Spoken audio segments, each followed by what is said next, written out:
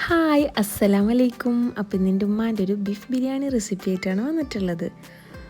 അപ്പോൾ ബീഫൊക്കെ ഒന്ന് കട്ട് ചെയ്തിടാണ്. അപ്പോൾ നമുക്കൊന്ന് കുക്കറിലിട്ടത് വേവിച്ചെടുക്കാം ആദ്യം.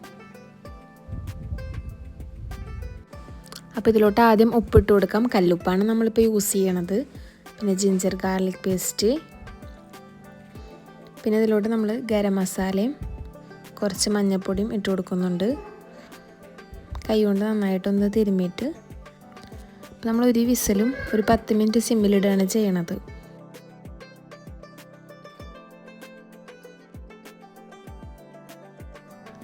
ഇപ്പോൾ നമ്മുടെ ബീഫ് ഏകദേശം റെഡി ആയിട്ടുണ്ട്. നമുക്കൊരു ഉരുളിയിലോട്ട് വെളിച്ചെണ്ണ ഒഴിച്ച് കൊടുക്കാം. വെളിച്ചെണ്ണ നന്നായിട്ട് ചൂടായി വന്നാൽ അതിലോട്ട് നമ്മൾ അരിഞ്ഞു വെച്ച സബോള ആഡ് ചെയ്ത് കൊടുക്കാം. അപ്പോൾ ഉമ്മ തന്നെയാണ് ബിരിയാണിയൊക്കെ ഉണ്ടാക്കുന്നത്. പുറത്തടുപ്പത്താണ് നമ്മൾ ബിരിയാണി വെക്കുന്നത്. ഇപ്പോൾ സവാള ഏകദേശം ഒന്ന് വാടി വന്നിട്ടുണ്ട്. ഇതിലോട്ട് നമുക്ക് ജിഞ്ചർ ഗാർലിക് പേസ്റ്റ് ആഡ് ചെയ്ത് കൊടുക്കാം. ഈ സമയത്ത് നമുക്ക് കുറച്ച് ഗ്രീൻ ചില്ലിയും കൂടിയും ആഡ് ചെയ്ത് കൊടുക്കാം. ഇനി നമുക്ക് കുറച്ച് തക്കാളിയും കൂടിയും ആഡ് ചെയ്ത് കൊടുക്കാം.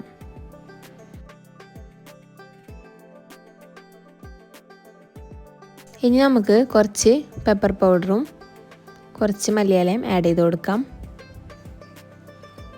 ഈ സമയത്ത് നമ്മൾ കുറച്ച് തൈരും കൂടിയും ആഡ് ചെയ്ത് കൊടുക്കുന്നുണ്ട്.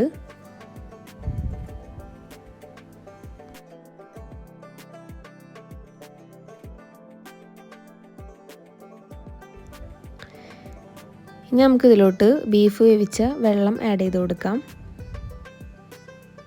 അപ്പോൾ ചാറൊന്ന് കുറുകി വന്നു കഴിഞ്ഞാൽ നമുക്കിതിലോട്ട് വേവിച്ച് വെച്ച ബീഫ് ആഡ് ചെയ്ത് കൊടുക്കാം.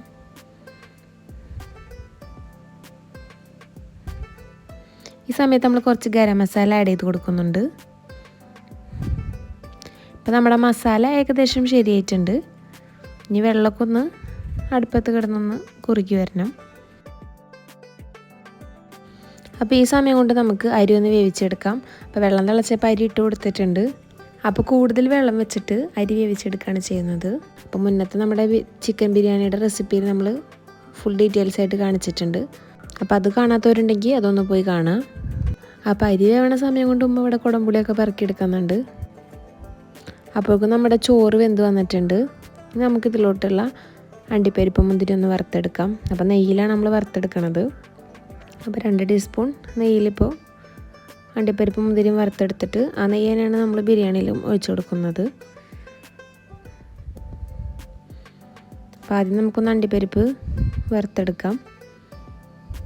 അണ്ടിപ്പരിപ്പ് ഒന്ന് മുരിഞ്ഞ് വന്നു കഴിഞ്ഞാൽ നമുക്കതിലോട്ട് മുന്തിരിയും കൂടി ആഡ് ചെയ്ത് കൊടുക്കാം.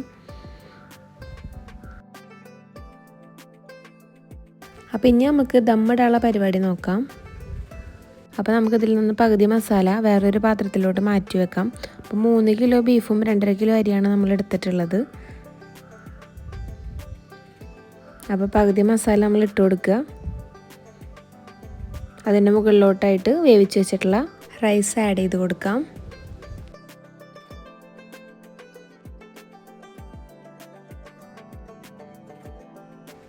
നമുക്കിതിലോട്ട് നെയ്യ് ആഡ് ചെയ്ത് കൊടുക്കാം.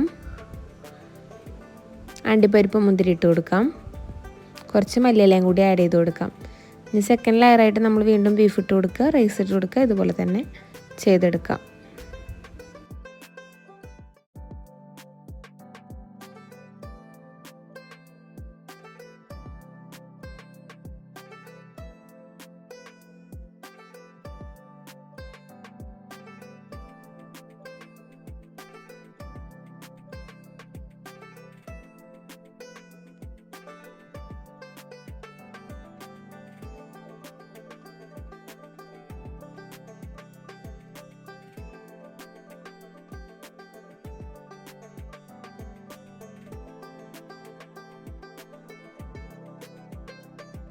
ഇപ്പോൾ നമ്മുടെ ബിരിയാണി ഏകദേശം റെഡി ആയിട്ടുണ്ട്. ഇനി നമുക്കിതൊന്ന് ദമ്മിൽ വെക്കാം. അപ്പോൾ ഇനിയിപ്പോൾ നമുക്ക് അടിയിലധികം തീ വേണ്ട. അപ്പോൾ അതൊക്കെ നമുക്ക് മുകളിലോട്ട് കോരിയിടാം. ഇനി ഒരു 1 മണിക്കൂർ ദമ്മിൽ കിടക്കട്ടെ. അപ്പോൾ നമുക്ക് കുറച്ച് പൈനാപ്പിളൊക്കെ കട്ട് ചെയ്ത് വെക്കാം. അപ്പോൾ നമ്മുടെ ബിരിയാണി 1 മണിക്കൂറിന് ശേഷം നമ്മൾ തുറന്ന് നോക്കി നോക്കുകയാണ്. മൊത്തത്തിലൊന്ന് മസാലയും റൈസും കൂടി ഒന്ന് മിക്സ് ചെയ്തെടുക്കാം.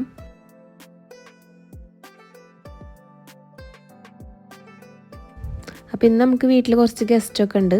അപ്പം മാമിയും മക്കളും പിന്നെ കുഞ്ഞുമാടെ മക്കളൊക്കെ വന്നിട്ടുണ്ട്.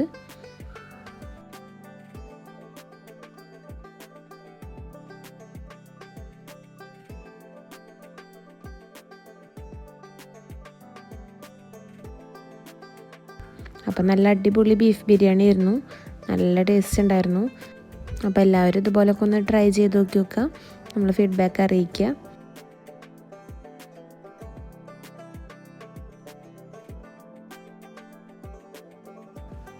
പിന്നെ ആദ്യമായിട്ടാണ് നമ്മുടെ വീഡിയോ കാണുകയാണെങ്കിൽ ഒന്ന് ലൈക്ക് ചെയ്യുക, ഷെയർ ചെയ്യുക, സബ്സ്ക്രൈബ് ചെയ്യുക, പിന്നെ ബെല്ലൈക്കണും കൂടി ഒന്ന് അമർത്തിയേക്കുക. അപ്പോൾ ഫുഡ് കഴിക്കലൊക്കെ കഴിഞ്ഞു. പിന്നെ ഞങ്ങൾ ഐസ്ക്രീമൊക്കെ, അപ്പോൾ സ്പാനിഷ് ഡിലൈറ്റ് ഐസ്ക്രീമാണ് ഇപ്പോൾ വാങ്ങിയിട്ടുണ്ടായിരുന്നത്. അപ്പോൾ അതൊക്കെ സെർവ് ചെയ്തു എല്ലാവർക്കും കൊടുക്കുകയാണ് ചെയ്യണത്. എൻ്റെ ഫേവറേറ്റ് ഐസ്ക്രീമാണ് സ്പാനിഷ് ഡിലൈറ്റ്. അപ്പോൾ നിങ്ങളുടെ ഫേവറേറ്റ് ഐസ്ക്രീം ഏതൊക്കെയെന്ന് നമ്മളെ കമൻറ്റ് ബോക്സിൽ അറിയിക്കുക.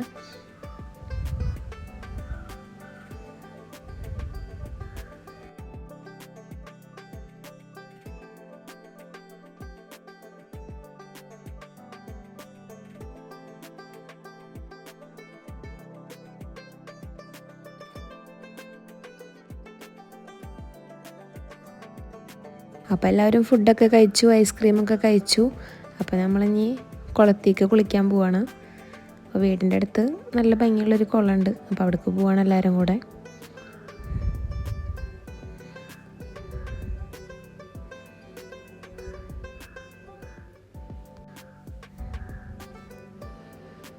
അപ്പോൾ എല്ലാവരും കൂടെ വെള്ളത്തിൽ കുറേ ടൈം എൻജോയ് ചെയ്തു. പാടത്തൊക്കെ നിന്നിട്ട് കുറേ ഫോട്ടോസൊക്കെ എടുത്തു. അപ്പോൾ മോളിതാ വെള്ളത്തിലേക്ക് ഇറങ്ങുന്നുണ്ട്. മോള് നന്നായിട്ട് നീന്തും. മോള് ചെറുപ്പം തൊട്ടിട്ടേ ഇവിടെ വരാറുള്ള കാരണം നീന്താനൊക്കെ അറിയാം.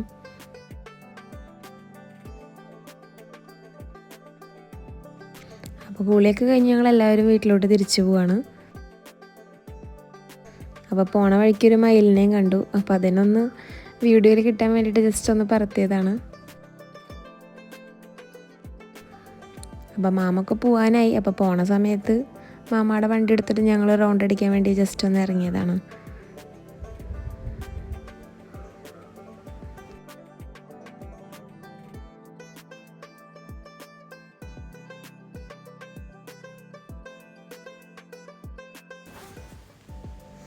അപ്പോൾ മാമയും മക്കളൊക്കെ തിരിച്ചു പോവാണ്. അപ്പോൾ അവരുടെ വീട് കൊടുങ്ങല്ലൂരാണ്. അപ്പോൾ മാമ നാട്ടിലോട്ട് വന്നപ്പോൾ 2 ദിവസം വീട്ടിലോട്ട് നിൽക്കാൻ വന്നതാണ്. ഉമ്മയുടെ ഏറ്റവും താഴെയുള്ളൊരു ബ്രദറാണ്. അപ്പോൾ അവർ പോകാനുള്ള പരിപാടിയിലാണ്. അപ്പോൾ ഞങ്ങളും പോയിട്ട് നെക്സ്റ്റ് വീഡിയോ ആയിട്ട് വരാം. അതുവരെ ബായ്.